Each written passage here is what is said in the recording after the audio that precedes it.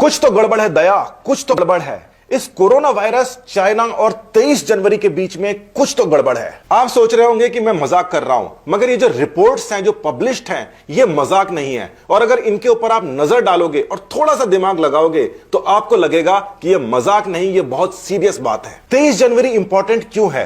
दो वजह से इंपॉर्टेंट है। पहली चीज तो यह है कि वुहान शहर को चाइना ने लॉकडाउन कर दिया था बाकी पूरी की पूरी चाइना से। दूसरी जरूरी बात यह है कि 24 जनवरी से चाइना के अंदर छुट्टियां पड़ रही थी, जैसे हमारी दिवाली पर छुट्टियां पड़ती हैं। और इन छुट्टियों के बारे में कहा जाता है कि इस समय चाइनीज लोग 30 अरब यात्राएं करते हैं। मतलब कि सारी की सारी यात्राओं को अगर मिला लिया जाए तो 30 अरब यात्राएं हो जाती हैं। तो आप ये सोच रहे होंगे कि चाइना की गवर्नमेंट ने ठीक उसके पहले लॉकडाउन करके अच्छा किया। अगर आप ऐसा सोच रहे हो तो आपकी सोच को सलाम, क्योंकि यह चाइना की गवर्नमेंट का दिखावा भी हो सकता था दूसरों को बताने का कि देखिए हमारे यहां तो संक्रमण फैल रहा है, हमने इसलिए लॉकडाउन किया है। मगर फिर भी हमने पूरे देश को नहीं किया, केवल हमने एक सिटी को किया है। बाकी जगह तो हमारे बिजनेसेस चालू रहेंगे क्योंकि हमें तो अपनी अर्थव्यवस्था सुधारनी है। ठीक है, मान लेते हैं, मगर 23 जनवरी को ही इटली के अंदर 2 लोग जाते हैं जो पूरी की पूरी इटली के अंदर कोरोना वायरस फैला देते हैं। और इस प्रकार से फैला देते हैं कि इटली की हालत मरने वालों में सबसे ज्यादा बुरी हो जाती है। यह एक संयोग हो सकता है, मैं इससे इनकार नहीं करता,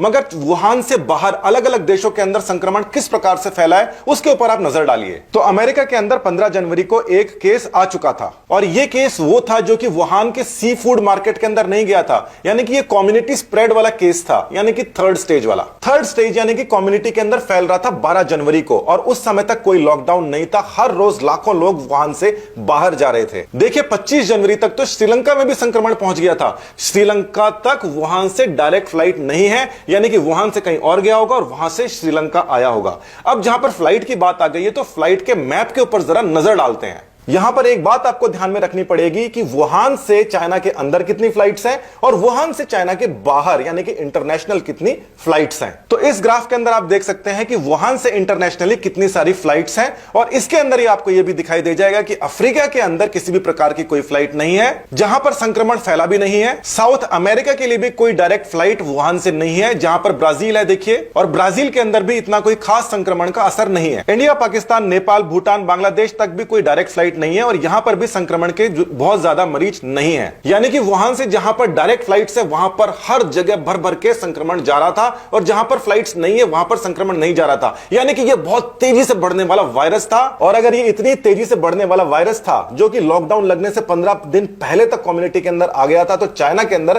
कितना फैलना चाहिए। वुहान से चाइना के अंदर देखिए कितनी बढ़िया कनेक्टिविटी है। ये जो नीले और नारंगी आप रंग देख रहे हैं, स्पॉट्स देख रहे हैं, ये वो जगह है जहां पर वुहान से डायरेक्ट फ्लाइट्स जाती हैं। साथ ही में इस ग्राफ के अंदर आपको दिखाई दे रहा है जो वुहान से इंटरनेशनल फ्लाइट्स जा रही हैं। तो इन दोनों के अंदर आपको जो अंतर है वो साफ नजर आ रहा है कि चाइना के अंदर बहुत ज्यादा फ्लाइट्स हैं डोमेस्टिक, जैसा कि हमेशा होता है, और चाइना के बाहर फ्लाइट्स कम है, इंटरनेशनल फ्लाइट्स कम है, जैसा कि अक्सर होता है। क्या आप इस बात को मानने को तैयार हैं कि एक आदमी अगर इंटरनेशनल फ्लाइट पकड़ता है तो 100 आदमी डोमेस्टिक फ्लाइट पकड़ते हैं? एक आदमी बाहर जाता है तो 100 कम से कम कंट्री के अंदर घूमते हैं। ये तो बहुत साधारण सी बात है। चाइना का रेल नेटवर्क भी बहुत ज्यादा स्ट्रांग है, और वहां की जो कनेक्टिविटी है पूरे चाइना से बहुत अच्छी है।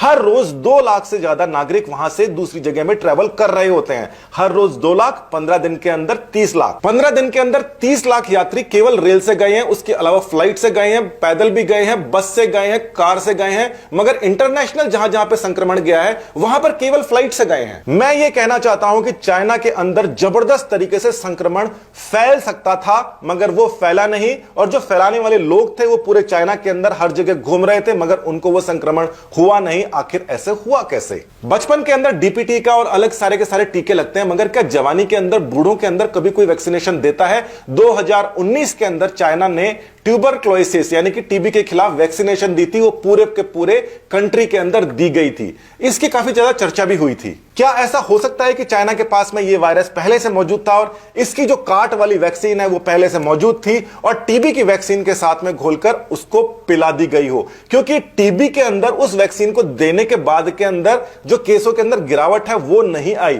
तो फिर वो वैक्सीन दी किस लिए थी? वो भी 2019 के अंदर। साथ ही के अंदर एक और बात जो सामने आती है कि वुहान के अंदर फिर उस वैक्सीन का क्या हुआ?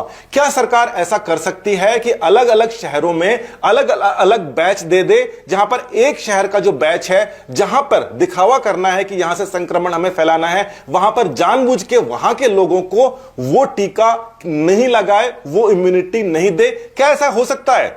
बिल्कुल हो सकता है। सरकारें चाहे तो ऐसा कर सकती हैं। 23 जनवरी पर हम दोबारा से आ जाते हैं। 23 जनवरी को चाइना का एक छोटा सा शहर आइसोलेट कर दिया गया, जो कि 15 दिन से कम्युनिटी ट्रांसमिशन फैला रहा था, और केवल एक शहर आइसोलेट किया गया, पूरा का पूरा चाइना नहीं किया गया। जिस दिन चाइना के अंदर लॉकडाउन किया गया, केवल एक छोटे से शहर वुहान शहर में, वहां पर भी चाइना के लोग जिस प्रकार से इंडिया वाले लोग पलायन कर रहे थे, वो वहां पे पलायन करते देखे गए थे।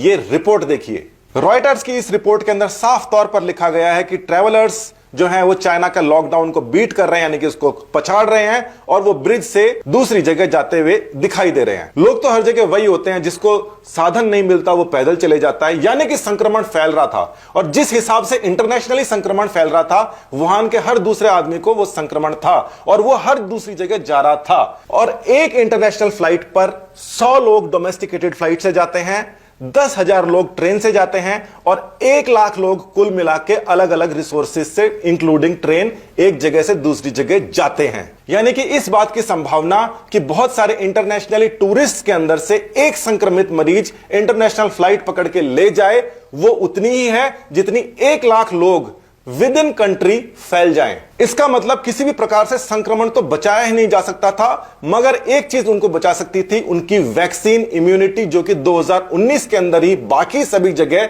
दे दी गई हो, वुहान में नहीं दी गई हो। वुहान को इसलिए छोड़ दिया गया हो कि वहां पर हम किसी प्रकार से इसको फैलाएंगे, अलग अलग जगह जाएगा, उनके पास में वैक्सीन होगी नहीं, और हम केवल एक छोटे से शहर को लॉकडाउन करके दिखावा करके बच जाएंगे।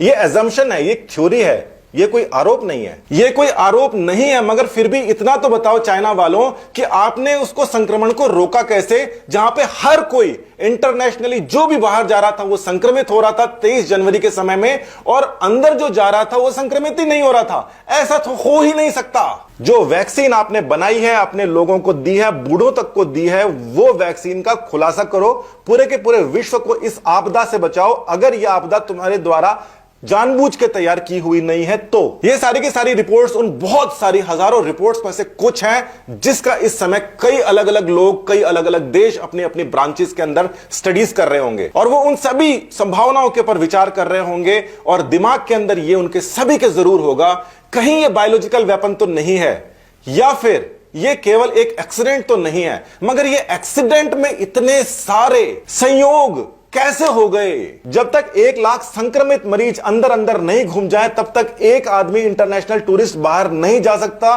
चाइना में टोटल 1 लाख लोगों को संक्रमण ही नहीं हुआ। एक छोटे से शहर को लॉकडाउन किया गया जब वो 3rd लेवल भी क्रॉस कर चुका था, उसके बाद भी संक्रमण नहीं होता, और दूसरी जगह पूरा का पूरा विश्व इस समय संक्रमित घूम रहा है। कहीं ऐसा तो नहीं है कि चाइना के अंदर दूसरा वायरस घूम रहा है और चाइना के बाहर इंटरनेशनल फ्लाइट्स के ऊपर दूसरा वायरस घुमा दिया गया, जिसके ऊपर सरकारों की अभी तक नजर नहीं है, जो कि एयरबॉर्न ट्रेवल कर रहा है, जबकि अंदर वाला जो वायरस है वो एयरबॉर्न ट्रेवल नहीं कर रहा। शंघाई के अंदर 5-7 मरीज, क्या बात है यार। जिस समय अमेरिका, कनाडा सब जगह मरीज पहुंच गए हैं, तो शंघाई के अंदर 6-8 मरीज पहुंचे, ये क्या बात है। हर दूसरा आदमी जो चाइना से बाहर जा रहा है वो संक्रमित होकर जा रहा है, और लाखों लोग 15 जनवरी से लेकर 23 जनवरी तक पूरे चाइना के अंदर घूम रहे हैं, उनके अंदर संक्रमण का नामो निशान ही नहीं है। अब आप यह बात बताइए कि वायरस को विदेश यात्रा तो पसंद है, मगर उसको चीन के अंदर जो यात्रा कर रहे हैं उसके द्वारा संक्रमण फैलाना पसंद नहीं है। 2-4 पेशेंट्स जो है वो शंघाई में भी जा रहे हैं, दूसरे शहरों के अंदर भी जा रहे हैं, और 2-4 जो पेशेंट्स हैं वो दूसरी कंट्रीज के अंदर जा रहे हैं। दूसरी कंट्रीज जो है लॉकडाउन करने के बाद भी कंट्रोल नहीं कर पा रही। चाइना ने केवल वुहान को लॉकडाउन किया और वहां पर कंट्रोल हो गया। टीबी की वो वाली वैक्सीन जिसके ऊपर 2019 में चाइना जैसा देश अरबों डॉलर खर्च कर देता है अपने नागरिकों के ऊपर, और उसी वैक्सीन के ऊपर अमेरिका वालों का भी ध्यान है। और वो ये भी कह रहे हैं, कुछ रिपोर्ट्स के अंदर उन्होंने ये भी कहा है कि ये वाली जो वैक्सीन है 10 महीने से पहले अगर किसी को लगी हुई है तो उसके अंदर भी संक्रमण के जो चांसेस हैं वो काफी कम है। क्या ये ड्रामा है? क्या ये मजाक है? क्या है ये? बहुत सारी चीजें हैं जिसका मैंने वीडियो में जिक्र नहीं किया है, मगर साइंटिस्टों को पता है, वो इसके ऊपर गौर कर रहे हैं। एक और गौर करने वाली बात जो ये है कि चाइना ने जो अपना डेटा दिया है, प्राइमर्स वगैरह जो दिए हैं, उनकी जो इंफॉर्मेशन दी है, उसने कोई सैंपल नहीं दिया है, उसने कागज के अंदर या डेटाबेस के अंदर से जाकर एक जीनोम दिया है या जेनेटिक कोड दिया है, जिसको मैच करके आप वायरस का पता लगा सकते हैं। यानी कि दिया अभी तक कुछ भी नहीं है उसने, और ये आरोप चाइना के ऊपर हर कोई लगा रहा है। मैंने तो कहा ही था शुरू में, ये कोई मजाक नहीं है, ये सीरियस बात है। अब आपको भी लग रहा होगा जरूर, सीरियस तो है, मगर कैसे ना कैसे हम इससे बाहर निकलेंगे। और अगर ये बायोलॉजिकल वेपन रहा तो चाइना की खैर नहीं। इंडिया के अंदर बायोलॉजिकल वेपन्स नहीं बनाते, किसी भी प्रकार के कोई लैब नहीं है, मगर जो प्रेजेंट लीडरशिप है हमारी, वो किसी को छोड़ती नहीं है। ध्यान रखना इस बात का। धन्यवाद। जय हिंद।